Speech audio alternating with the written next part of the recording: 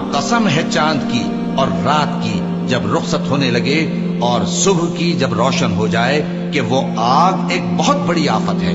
इंसान के लिए डर की चीज यानी उस शख्स के लिए जो तुम में से आगे बढ़ना चाहे या पीछे रहना चाहे। हर शख्स अपने करतूतों के बाइस गिरफ्तार होगा, मगर दाहिनी तरफ वाले नेक लोग जन्नतों में होंगे और पूछते होंगे यानी आग में जलने वाले गुनाहगारों से कि तुम दोजख में क्यों पड़े।